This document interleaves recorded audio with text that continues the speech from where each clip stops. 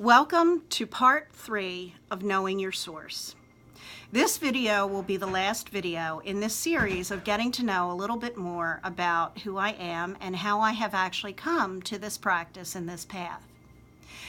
The last video, I left you with us having been married for 10 years and the starting of our family.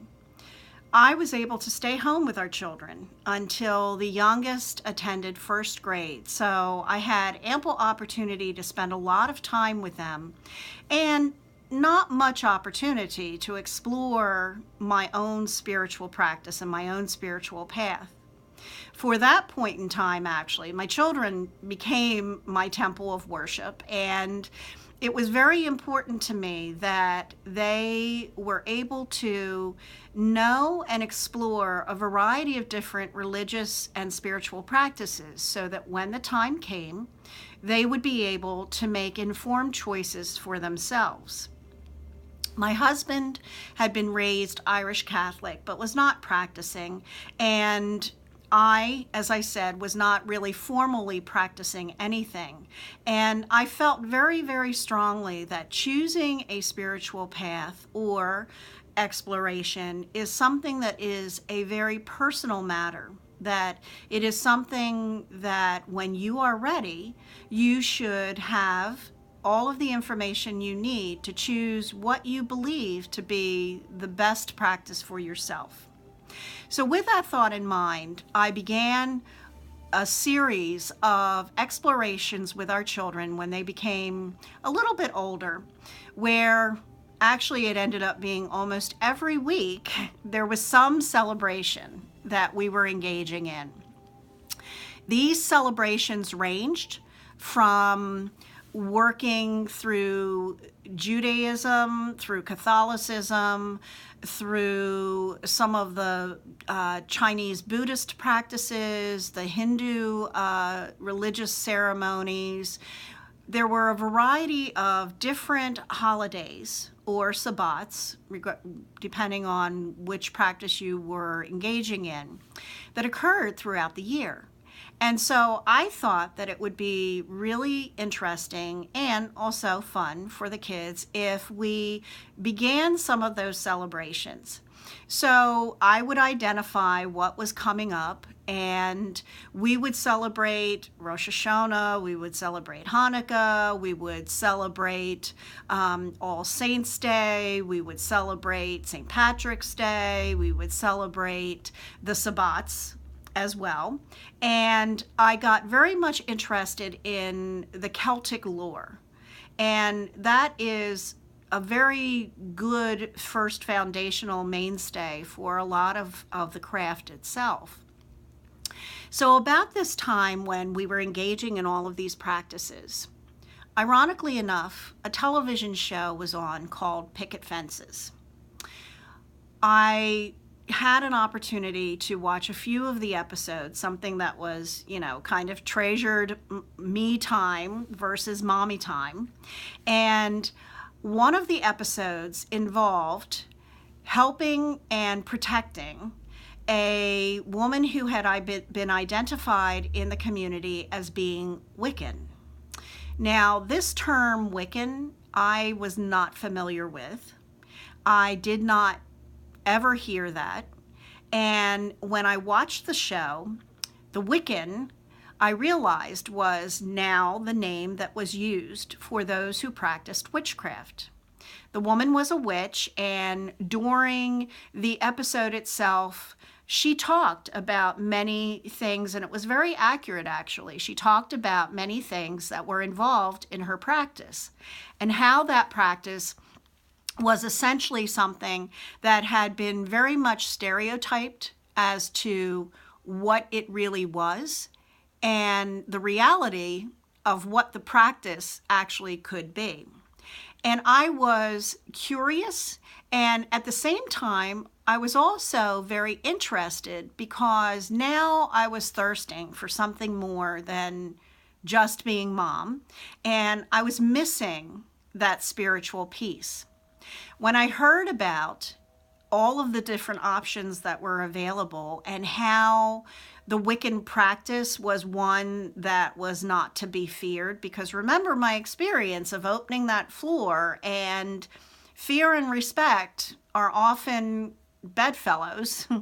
So I thought, well, let me just look into this a little bit more and see what's involved. So one of the favorite activities that me and my children had were to go to the Borders bookstore. And it was great because we could all pile up some books on the table in the little dining area that they had, the little cafe that they had. And the great thing about it was that as long as you were careful, you could put the books back on the shelf. So it was a nice opportunity to read some new things, to get the kids out of the house, to have a really nice environment, and also, which was very, very important, not spend a lot of money. So of course, my next outing, and the first chance I had, we went to Borders bookstore. I went to their occult section, and I was pleased and surprised to see all of the books that were available now regarding the practice of the craft, regarding Wicca, regarding what it was. And so I was like a kid in a candy store. So I piled up my books. Scott Cunningham, the Wicca, and his second book, those two, Solitary Practitioners, those were my mainstays. And I actually purchased Wicca for the Solitary Practitioner and brought it home with me. Now, I was not exactly sure what my husband was going to think about all of this, and I wanted to find a way of incorporating this in what we were already doing with celebrating a variety of different religious practices. So I called it nature-based spirituality. I actually called it Celtic because my husband is part Irish, and I thought, okay, this will be really cool. So we began folding in Celtic blessings, as I called them, blessings for our dinner. And my husband has always been an avid nature lover. And so all of these things related to nature and to the divine and, all of this.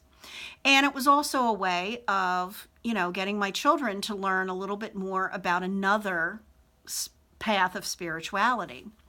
At Christmas, around Christmas time, we celebrated Yule. I created a Yule wreath and a Yule log. It fit very nicely around Hanukkah and Christmas. And now we had this Yule log, which was Celtic nature-based spirituality.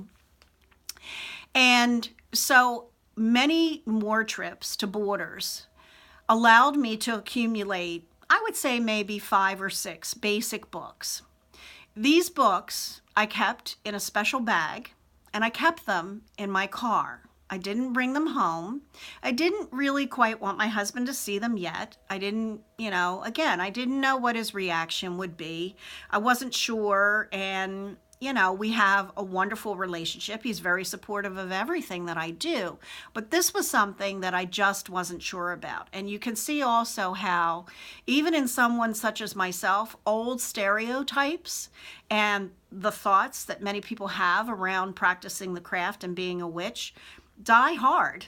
And plus, I had 5 small children to care for and to think about as well in this whole equation. So what happened was that I would make up excuses to go down to the grocery store after the kids were in bed because I had to do some shopping. And I would go and I would sit in my car under the lamp in the parking lot, and I would pull out my books and I would read, and I would make copies of things that I wanted to use for our old Irish blessing things. And I was very content to do this. And I would stay down there for about an hour. And of course I would go in and I would always get something to bring home. But that was my me time. It was my quiet time. And it was also where I felt that I could explore and read more about something before I let all of my family know exactly what it was that I was reading and exploring. Well, this one particular evening, I suppose I was just a little bit more tired than usual. And for some reason, in addition to bringing in the bag of groceries, I also brought in my bag of books. And I set it on the edge of the chair and didn't realize I had brought them in, gave it no mind at all. I woke up, went to bed. I woke up the next morning. Kids were playing downstairs, watching TV. My husband had gotten up before I had because I was tired. He had off, and it was his time to get the kids up in the morning and everything, and I slept in a little bit. I came down the stairs, and my husband looked at me with this beautiful grin on his face and said, "Old Irish blessing, huh?" And as soon as he said that, I knew exactly what he was talking about. I looked over and I saw the books, and the books were out on the table, and he had looked through them. And here I am standing there, and trying to think quickly about what response I should give to this. And I honestly don't even remember what response I gave. And what was even more beautiful, he looked at me and he said, "Rob, I don't understand. Why didn't you just tell me? What were you doing?" And so I explained to him, that I wasn't sure what his thoughts would be. I wasn't sure in general, blah, blah, blah, all of those things. And essentially he said to me that, if I was happy and that this was a positive thing, then who would he be to tell me that I shouldn't pursue something that I was looking for? So after that, everything was out in the open. The old Irish blessings then became noted as what they were. I started teaching the kids a little bit more about the craft and Wicca and all of those things. And on my upcoming birthday, which was, I guess, maybe 4 or 5 months after that, what happened was that he told me we were going to go downtown and that he had a surprise for me. So we got down into Philadelphia, down in South Street, and we ended up at a shop that is no longer in existence called the Hand of Aries. And it was the only witch shop that was in Philadelphia at the time. He had taken the time to do some research to find a place that sold different supplies and different things related to the craft. And that was my birthday present. He took me down to Hand of Aries and told me to pick whatever I wanted to pick, and that was going to be my birthday present. And ironically enough, as we were entering into the store, there was a little space on the side where people could put brochures about upcoming events and all of those things. And I happened to see a flyer that was for a coven called Oak and Willow. And this coven was based in Bryn Mawr, which is very near to where I live. And so I picked up the coven, the brochure. They were also looking for new members. And I talked it over with my husband, and I called them. I went to my first few events, and that is the coven that I ended up dedicating to, receiving my 3 degrees within as part of the larger tradition of the Assembly of the Sacred Wheel, and ultimately ended up being High Priestess of.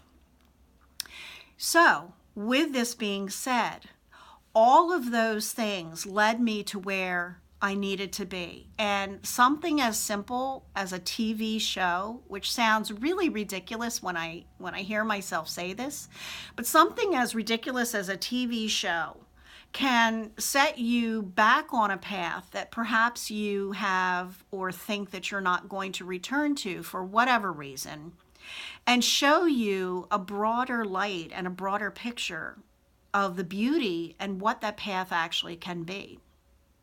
And I have never thought to turn off of that path since. All of the work that I've done leading up to that, and that I had done, the occult, the paranormal, even the vampirism, and just the thought that of opening my mind to the possibilities of everything that is out here and that surrounds us and the beauty of all of those things all led me to that moment where because I was tired, although some would say, and I even agree with this, there is a synchronicity that occurs when you set foot on this path, that nothing is a coincidence, that maybe I was tired that night, but also the synchronicity of the fact that him then seeing the books, giving me the support and the encouragement that I obviously really valued and was seeking in this work, and then taking me down to that store just at the right time when, you know, there just happened to be a few flyers about a coven that happened to be very near to me. And remember, I said to you that again, and even at that later date and time, things still weren't quite as much out in the open as they are now today. Yes, that was, what, 20 years beyond those first explorations that I had, where I was happy that I could find one book in the library about the path and about the craft. But even at that point, I was close to my 30s at that point. I'm 61 now, so you do the math. Things were not as out in the open as they are now in terms of clicking on a page that has a whole coven's listings of open events and the address of where those open events are. So me actually finding that, because I had no clue that there was anything nearby. In fact, in my own ignorance, I guess I just kind of assumed that, you know, the area where I lived wouldn't have anything like a coven. So I pretty much considered myself a solitary practitioner. And that was for many years how I had intended for my path to be and what I thought it was going to look like. And before I knew it, I found this family of like-minded seekers that were part of a larger tradition. At that time, there were 4 covens within our tradition. And now we are at a point in time where we have 13 covens within the Assembly of the Sacred Wheel, and our tradition is 30 plus years old. We are solid and we are stable, and we have a variety of covens, but each of us have our own flavor, each of us has our own style.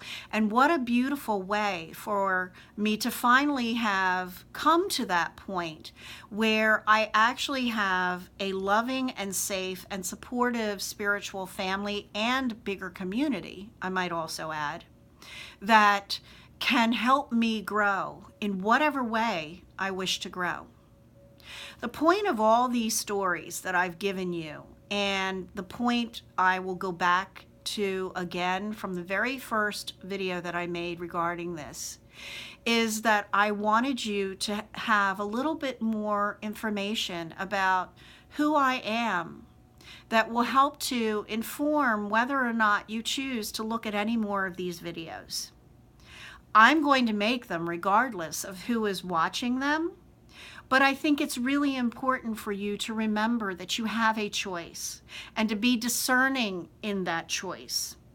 And that hopefully these 3 videos have given you some things to ponder regarding experiences you may have had up to this point that you may not have categorized as being spiritual or revelatory in terms of what choices you make to feed that soul, to feed the part of you that wants and seeks connection with the greater universe and the greater cosmos.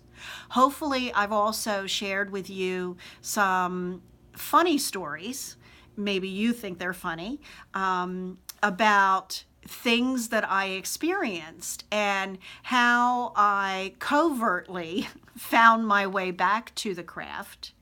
And hopefully you also will think more clearly about who and where you choose to spend your time as you are learning, as you are exploring the various teachings.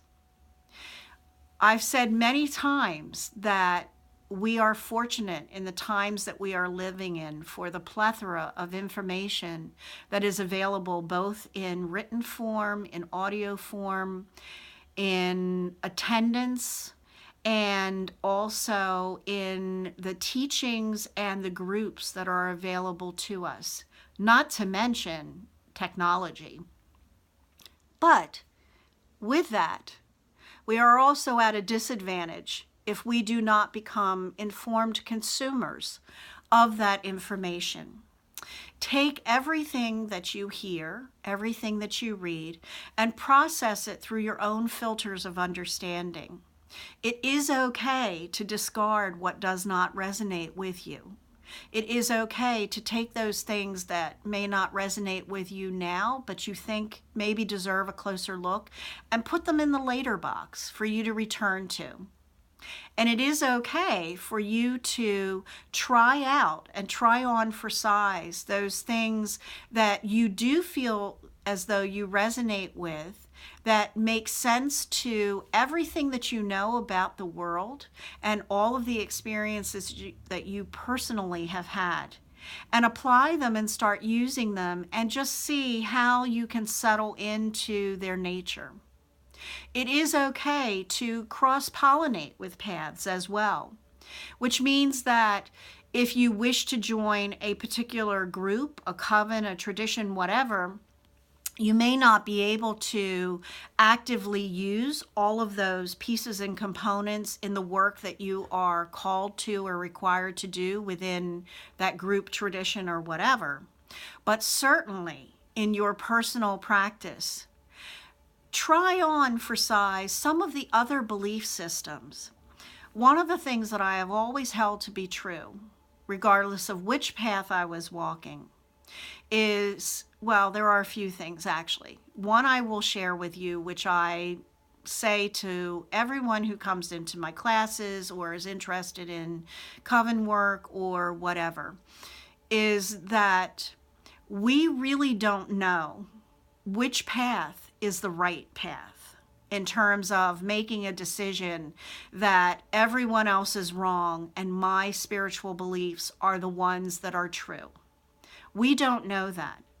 My sense and my sensibilities and my feelings have always been that for every individual, if the path that they are walking is one that is proving to be positive in nature for them, and they are not doing harm to anyone else along that path, I have no right to condemn them or to tell them that they are wrong and that they are walking the wrong route. I believe that there are many paths that lead back to the source of our divinity, the source of our higher nature, the source of who and what we are in the larger cosmos. And I believe that at some point, all of those paths, the distinctions and the separations that we as humans tend to make in isolating ourselves from learning more about the practices that other people have, dissolve. And that as everything is funneling back into that cosmic sea, that cosmic ocean, if you will, that is the source of spirit in all of its forms. All of those things feed into it. The important thing is not so much what the practice is. The important thing is the goal that we have and the aspirations that we have in mind. And in most of the positive religious / spiritual practices, the goal is to seek reunion from wherever it is that is the source that has given us life, from which we have emerged and are now embodied in a corporeal and manifest form. So, with that thought in mind, I would offer you the challenge of looking at all of the myriad of practices that are available. This will only help to solidify for you what you believe your truths to be. Being able to say, I appreciate and I can acknowledge and see the beauty in this path and these traditions, but this is not mine, is something that takes great courage. And as a witch, as someone who practices magic in all of its forms, as someone who considers themselves to be the divine having a human experience, this is very important to cultivating and to supporting and providing the support to what is my nature and place in humanity itself. So with all of these thoughts in mind, I hope you will join me again for some of the future explorations. As I have put in the description of this YouTube channel, it is not all going to be simply about the practice of the craft and the practice of witchcraft. I'm going to bring a lot of all of those other things that I have explored as well into it. So hopefully there will be a little bit of something for each and every one out of you to chew a little bit more on and to give consideration to adding to your own spiritual toolbox. Until we meet again, many blessings on the path that you are walking and the path that you have chosen. And I hope to see you again in future vlogs and future videos as we explore the inner chamber, which leads back to the source of who and what you truly are in all of your lives, in all of the planes of existence, and in all of the beings that you are and can become. Blessed be.